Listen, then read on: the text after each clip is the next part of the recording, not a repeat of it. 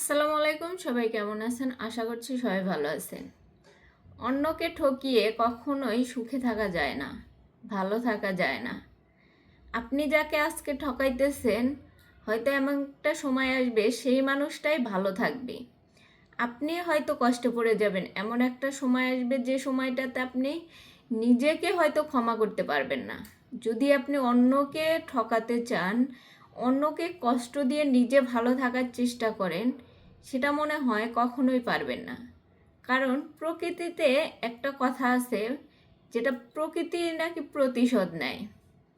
আপনি যতই অন্যকে কষ্ট দিয়ে ভালো থাকার চেষ্টা করেন, একটা সময় গিয়ে এই প্রকৃতির নিয়ম অনুযায়ী আপনি এমন ঠকবেন বা এমন একটা পরিস্থিতির মধ্যে পড়বেন যে আপনি যখন একজনকে ঠকাইছেন, যে আনন্দটা পাইছেন, সে তার দ্বিগুণ কষ্টটা আপনি পাবেন।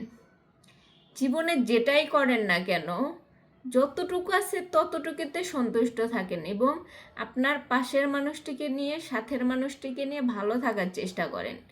কখনোই কাউকে ঠকানোর চিন্তা করবেন না, সেটা নিজের মানুষ হোক, অন্যের মানুষ হোক, কাউকেই না। কারণ এই এই যে অন্যকে কষ্ট দেওয়া, সেটা এক সময় গিয়ে আপনারই লাগবে। কারণ আল্লাহ পাক সব মানুষেরই সমানভাবে সৃষ্টিকর্তা। মনে মনে এটা ভাববেন না যে আল্লাহ পাক শুধু আমার কথাই শুনে। আল্লাহ পাক কিন্তু সবার কথাই শুনে।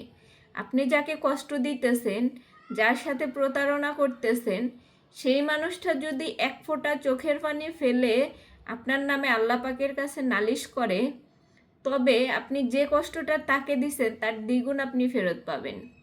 হয়তো এই কালে, হয়তো পরকালে, অবশ্যই ফেরত পাবেন।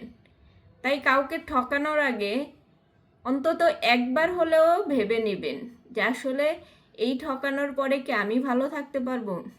আমি যে কষ্টটা তাকে দিব, সেই কষ্টটা কি আমি পেলে আমি সুখে থাকতে পারবো? এই প্রশ্নটা নিজেকে করুন। যখন নিজেকে এই প্রশ্নটা করতে শিখবেন, তখন দেখবেন কাউকে কষ্ট দেওয়ার আগে অন্তত 5 বার ভাববেন। তো সবাই ভালো থাকেন, সুস্থ থাকেন। আল্লাহ হাফেজ।